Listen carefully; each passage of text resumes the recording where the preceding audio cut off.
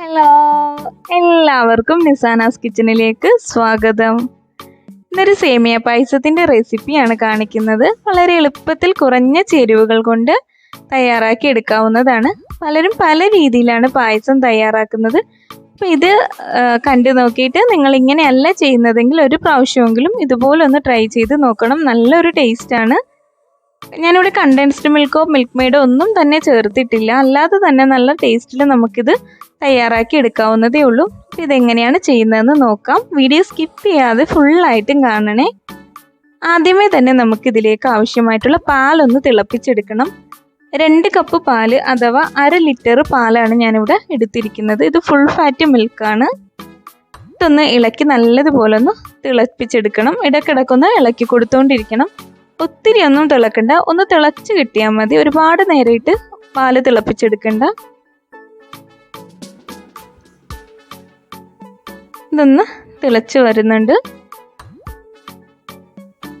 ഇപ്പം ഇതാ പാലൊക്കെ തിളച്ചിട്ടുണ്ട്. ഇത് നമുക്ക് മാറ്റി വെച്ചിട്ട് ഇനി നമുക്ക് പായസം തയ്യാറാക്കാൻ തുടങ്ങാം. അതിനായിട്ട് ഒരു പാൻ അടുപ്പത്ത് വെച്ച് അതിലേക്ക് 2-3 ടീസ്പൂൺ നെയ്യ് ഒഴിച്ചു കൊടുക്കുന്നുണ്ട്. ഇനി ഇതിലേക്ക് കാഷ്യൂ ഇട്ടൊന്ന് ഫ്രൈ ചെയ്തെടുക്കാം. നിങ്ങൾക്ക് റൈസിന് ഇഷ്ടമാണെങ്കിൽ അതും കൂടെ ഇട്ട് കൊടുക്കാവുന്ന. ഞാനിപ്പോൾ ഇവിടെ കാഷ്യൂ മാത്രമേ ഇടുന്നുള്ളൂ. ഇനി ഇതൊന്ന് ഫ്രൈ ചെയ്തെടുക്കാം. കാഷ്യൂ നല്ലതുപോലെ ഫ്രൈ ആയി വന്നിട്ടുണ്ട്. ഇനി ഇതിലേക്ക് സേമിയ ഇട്ട് കൊടുക്കാം. സേമിയ നിങ്ങളുടെ ആവശ്യത്തിന് ഇട്ട് കൊടുക്കാം. ഞാനിപ്പോൾ ഇവിടെ 1/2 ലിറ്റർ പാലിലേക്കുള്ള സേമിയാണ് ഇട്ടിരിക്കുന്നത്. തീരെ കുറച്ച് സേമിയ ഇടരുതും, കാരണം നമ്മളിതിൽ ചവ്വരി ഉപയോഗിക്കുന്നില്ല. അതുകൊണ്ട് കുറച്ച് തിക്കായി കിട്ടണം. ഇനി ഇതിലേക്ക് 2 കപ്പ് വെള്ളം ചേർത്ത് കൊടുക്കുന്നുണ്ട്. 2 കപ്പ് പാലും 2 കപ്പ് വെള്ളമാണ് ചേർത്ത് കൊടുക്കുന്നത്. ഇത് ഫുൾ ഫാറ്റ് മിൽക്ക് ആയതുകൊണ്ടാണ് ഞാൻ 2 കപ്പ് വെള്ളം ചേർക്കുന്നത്. ലോ ഫാറ്റ് മിൽക്ക് ആണെങ്കിൽ 1 കപ്പ് വെള്ളമൊക്കെ ചേർത്താൽ മതി. ഇനി ഇതിലേക്ക് നമ്മൾ നേരത്തെ തിളപ്പിച്ച് വെച്ചിരിക്കുന്ന പാലിൽ നിന്നും ഒരു 1/2 കപ്പ് പാലോളം ഇതിലേക്ക് ചേർത്ത് കൊടുക്കുക. നമ്മൾ ഈ പാലിൽ ഫുൾ പാലൊഴിച്ചിട്ട് സേമിയ വേവിച്ചെടുക്കാത്തത് പാല് കുറേ നേരം കിടന്ന് തിളച്ച് വരുമ്പോൾ അതിൻ്റെ ടേസ്റ്റ് പോവും. അതുകൊണ്ടാണ്. ഇനി ഇതിലേക്ക് 4 ടേബിൾ സ്പൂണോളം പഞ്ചസാരയാണ് ചേർത്ത് കൊടുക്കുന്നത്. പോരെങ്കിൽ പിന്നീട് ചേർത്ത് കൊടുക്കാം. പിന്നെ ഒരു നുള്ള് ഉപ്പ് കൂടെ ചേർത്ത് കൊടുക്കണം. ടേസ്റ്റ് ഒന്ന് ബാലൻസ് ചെയ്യാൻ വേണ്ടിയിട്ടാണ്. ഒരുപാടൊന്നും ചേർക്കണ്ട, ഒരു പിഞ്ചോളം ചേർത്താൽ മതി.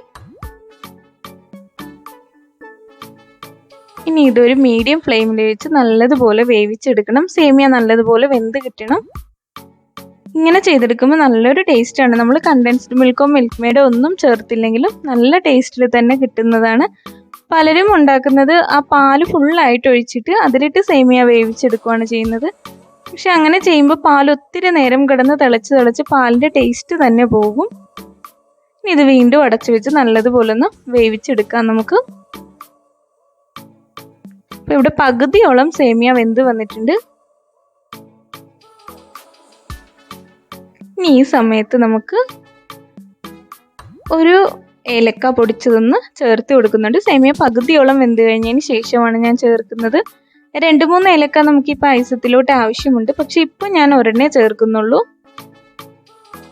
എന്താ കുറുകിയൊക്കെ വന്നിട്ടുണ്ട് നല്ലതുപോലെ. ഇനി കുറച്ചുകൂടെ ഒന്ന് വേവാനുണ്ട്. അടച്ചു വെച്ച് വീണ്ടും ഒന്ന് വേവിക്കാം.